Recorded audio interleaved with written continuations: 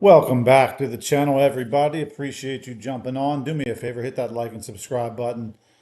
It certainly helps the channel. On today's episode, we are going to be talking a lot about the RLUSD, and that is the new Ripple stablecoin that has been approved by the NYDFS. And there's a lot of news around it, a lot of volume going to be moving through the Ripple stablecoin. So stay tuned for that. Let's take a look at pricing before we dive in. Bitcoin sitting at 105,109 with a $2 trillion market cap. Ethereum sitting at 3840, 3,840. It got above 4,000 recently. XRP back in the number 3 spot at 145 billion market cap, sitting at 253.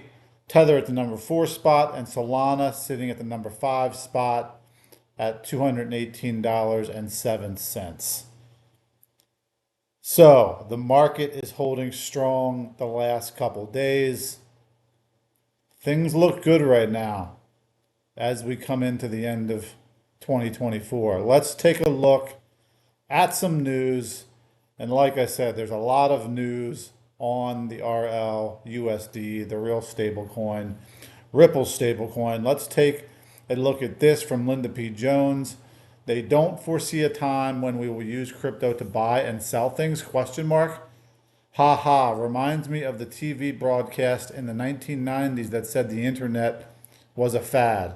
Today's launch of RLUSD just made digital dollars legitimate and respected by institutions and government worldwide. Remember, folks, not everything you hear most of what you hear on the mainstream news is either deflecting or just flat out not true. Linda P. Jones is retweeting Eleanor Tourette here, who says Ripple's new stablecoin RLUSD being discussed this morning on Fox Business. Thank you for the shout out, she says. At least Fox News is talking about it, but in this particular case, they do not get it right. So let's take a listen. Ripple, a new stable coin backed by the US dollar, now available to trade. Would you use Ripple to pay for things? It's not going to do much for retail, and it likely won't be integrated into the payment economy for some time, if ever. At first, it might be best for facilitating cross-border payments. Think institutional support, since it is a stable coin. It has a one-to-one backing with the US dollar. That allows it to essentially bridge the gap between digital asset and traditional finance. It could be seen as attractive to banks and businesses involved in cross-border payments and remittances. It allows for a faster settlement time. I was talking to Eleanor Tourette. She knows everything crypto here at Fox Business. She says if you look at Ripple's advisory board, you have bigwigs on there like the former FDIC chair, Sheila Bair, so they're looking to add legitimacy to it. Mike, I just don't see cryptos as a medium of exchange. We're not going to buy and sell things with crypto. We've talked about it for years that Bitcoin would be used that way. It hasn't as of yet. It's still managed to go up, but I don't see a world anytime soon where we're using that to buy and sell things. So just because Bitcoin isn't a medium of exchange, it doesn't mean Ripple's not going to be. And certainly Ripple is going to be with institutions. Maybe not for retail at this point, but certainly for institutions, and it's going to be moving a lot of money. Moving on to Mr. Mann here, he says Ripple Payments has volumes upwards to $70 billion and has near global coverage and up to 90% of the daily FX markets. Sounds like a winning combo to me. Ripple Payments has served $70 billion in payments. But right, they're not moving any money according to Fox. With 90 plus payout markets, which represent more than 90% coverage of the daily FX market, and the opportunities to do more with RLUSD are absolutely out there with incoming institutions, the XRPL developers. It's going to be even used in ways we don't even know about right now. Smoke Dog comes in here and says, yes, tokenization is set to take off in 2025. Institutional interest is growing with 44% of asset managers already exploring tokenizing their assets. Large firms managing over $500 billion are leading the way with 65% showing strong interest. So here he shows a table of the interest from institutions 22% plan to begin tokenizing their assets by the end of 2025. And this is going to ramp up quickly, folks, as far as I'm concerned. Here he says 44% of institutional asset managers are interested in tokenizing their own assets. 22% plan to do so in the next 2 years. As other companies do this, more and more companies are going to follow, and it's going to ramp up quickly, in my humble opinion. Franklin Templeton being one of those. Here coming Wrath of Kahneman, he says, an XRP buyback question mark. Understanding the news about GAM Investments' request of SBI, a thread. It's wild to see this in an open letter addressed to SBI and Yoshikata Kitao, who is I believe, the CEO of SBI. Basically, what he's saying here is GAM is invested in SPI, and they want SPI to use XRP like MicroStrategy is using Bitcoin, and to give them better return on their investment. I'm not going to read the whole thing to you, but you can follow this gentleman here and read the entire thread because it's pretty lengthy. But that's the gist of it. They want GAM, who is invested in SPI, wants them to use XRP like MicroStrategy is using Bitcoin to improve their investment. So we'll see what happens there. More to come. Charlie Kirk here comes in, says art of the deal. After SoftBank CEO Masayoshi Son Will announced a $100 billion investment in the U.S., President Trump asked him on the spot if he'll double it. So take a listen to this. This gentleman investing big in the United States with SoftBank. Take a listen. To go, and we were discussing, and President Trump said, Masa, double that is not enough. Maybe, go for more, right? That's what I'm going to ask him right now. Would you make it $200 billion instead of he can actually, believe it or not, he can actually afford to do that. Would you do that?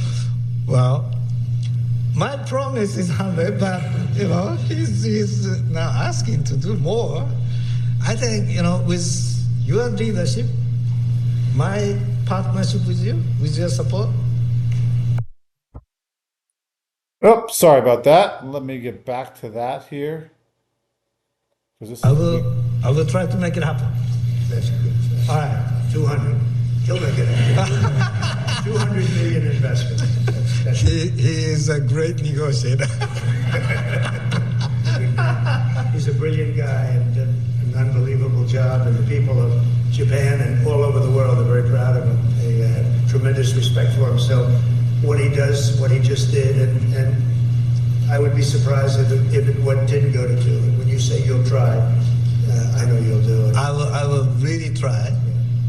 And I need your support, though. You'll have my support. All right. You'll have our country's support. Oh, fantastic. Thank you, Marcel, very much. Fantastic. Appreciate it. Thank you.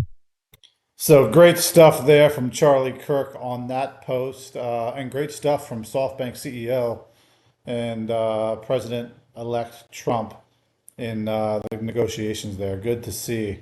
Smoke Dog coming in here and says RLUSD is launching just in time for Project PAX, a stablecoin initiative led by the 3 largest Japanese banks. These banks are Ripple enabled and integrated with the SWIFT network, using both traditional and blockchain-based financial systems.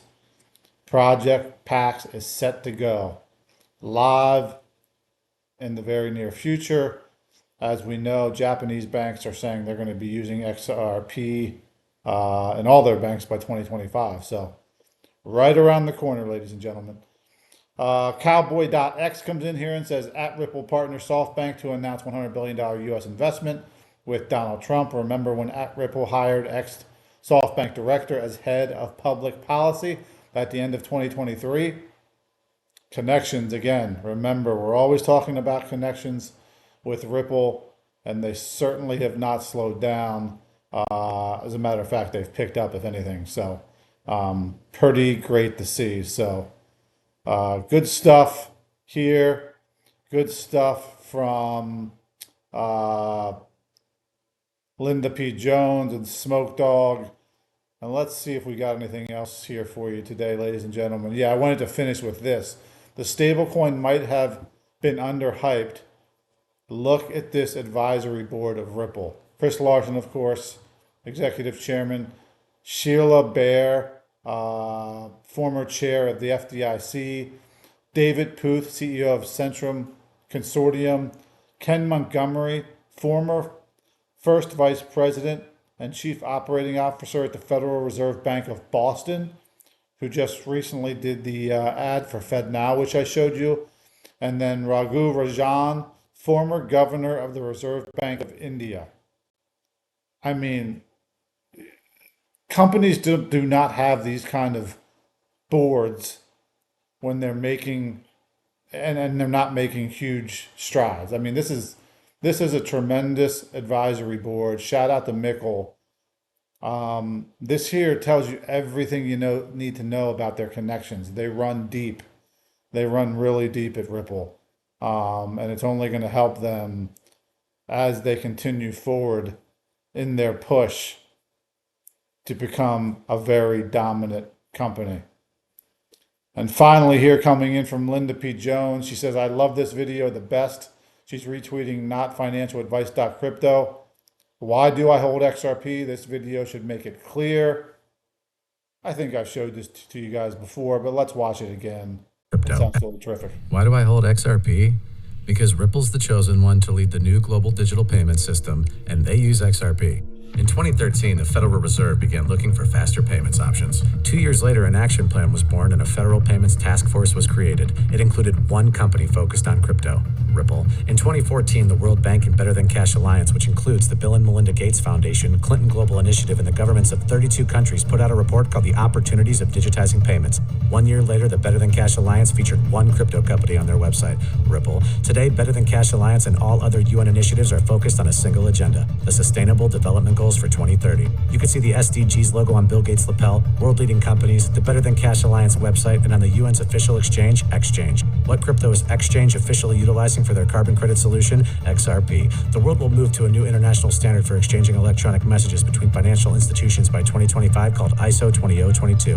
Who was the first ISO 20022 member focused on distributed ledger technology? Ripple. Who's partnered with over 300 financial institutions, including Bank of America, American Express, PNC, Santander, SBI, HSBC, Standard Chartered Bank, Bank of England, India, Singapore, Scotland, Australia, and Indonesia, the largest banks in Japan, Canada, Egypt, the Middle East, United Arab Emirates, Thailand, Morocco, Bhutan, South Korea, Brazil, and Latin America? Ripple. Who is a former employee overseeing the Federal Reserve? Ripple. A former employee overseeing the world's largest asset manager, BlackRock's digital asset division? Ripple. Leading Australia's CBDC effort? Ripple. Who hired a former Treasury of the United States? Ripple. 2 former Federal Reserve attorneys to their board? Ripple. 2 former Clinton and Obama advisors, former Minister of Defense and Economics of Germany, former business director at Swift, former Swift board member, former CFO of PayPal, former head of the DTCC, former chief business officer at Uber, former VP of Amazon, and former SEC chair on their legal team? Ripple. Who's a member of the Digital Pound Foundation, Digital Dollar Project, Digital Euro Association, Mojaloop, IMF's high-level advisory board on fintech, Hyperledger Blockchain Consortium, Open Payments Coalition, Faster Payments Council, Global Payments Steering Group, Cross-Border Working Group, International Association for Trusted Blockchain Applications, Crypto Climate Accord, University Blockchain Initiative, World Wide Web Consortium, and a featured partner of the World Economic Forum with 3 members of their team directly listed on the WF website? Ripple. Now, does Ripple and XRP sound like they're going to disappear, or do they sound like they're part of a much bigger plan?